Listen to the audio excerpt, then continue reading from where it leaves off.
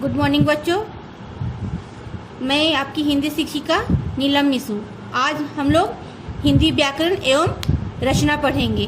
Lesson 3 शब्द और वाक्य। जैसा कि आप लोग पिछली कक्षा में पढ़ चुके हैं कि हिंदी वर्णमाला में कुल 44 वर्ण होते हैं। इन्हीं वर्णों के मेल से शब्द बनते हैं।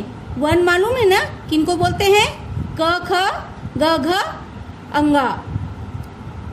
तो इन वर्णों के मेल से, जैसे कि पत्र है यहाँ पर लिखा हुआ, तो प और त्र को मिलाकर पत्र शब्द बना। ह और ल को मिलाकर हल बना। न और ल को मिलाकर नल। म ट र ये 3 वर्ण को मिलाकर के शब्द बना। और हम लोग ये पत्र, हल, नल और मटर से इसको समझते हैं कि पत्र मतलब किसी के द्वारा लिखा गया पत्र या चिट्ठी। हल जमीन को खुदाई करने वाला औजार। नल से हमें पानी मिलता है। मटर ये एक खाने वाला फल है। तो यहाँ पर हम लोग समझेंगे कि शब्द की परिभाषा क्या है। 2 या 2 से अधिक वर्णों के मेल को शब्द कहते हैं, जैसा कि प और त्र को मिलाकर पत्र। तो इसी को बतलाया गया है कि 2 या 2 से अधिक वर्णों के मेल को शब्द कहते हैं। शब्द के 2 भेद हैं। हिंदी व्याकरण में शब्द के 2 भेद होते हैं। पहला सार्थक शब्द, दूसरा निरर्थक शब्द। सार्थक आप लोगों की जानकारी के लिए मैं बतला देती हूँ। सार्थक मतलब सही, निरर्थक मतलब गलत। अब हम लोग सार्थक शब्द को देखेंगे।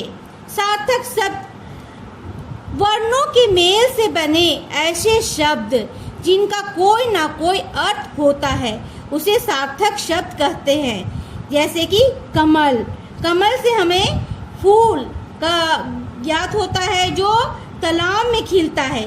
किताब जिसे हमें ज्ञान प्राप्त होता है। सड़क जिसे हम लोग इस सड़क पे चलते हैं। गाड़ियाँ जो है आना जाना करती है। तो निरर्थक शब्द देखेंगे।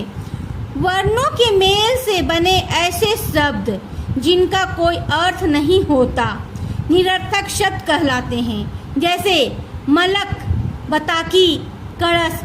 ये जो मलक, बताकी, कड़स जो शब्द यहाँ पर लिखा हुआ है, इसका कोई अर्थ नहीं निकलता है, इसलिए हम लोग इसे निरर्थक कहते हैं। वाक्य।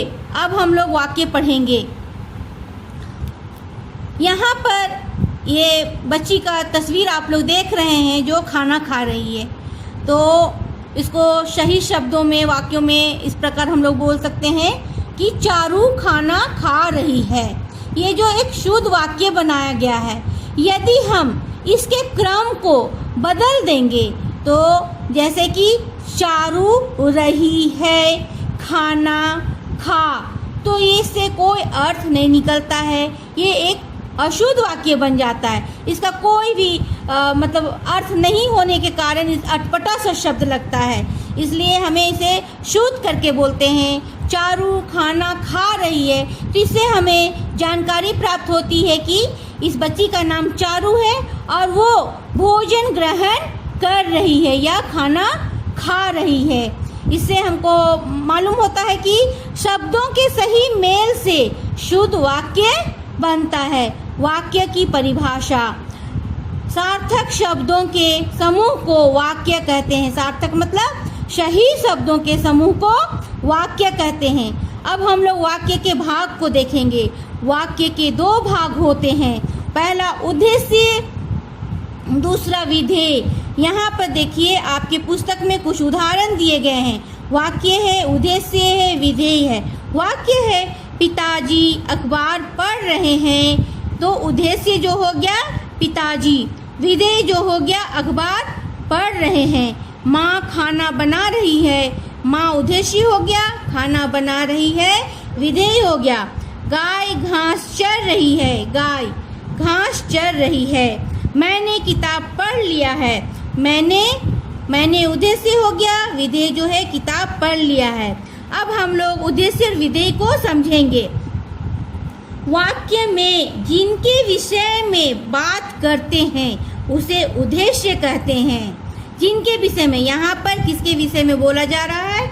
यहाँ पर पिताजी के बारे में बोला जा रहा है कि पिताजी क्या कर रहे हैं?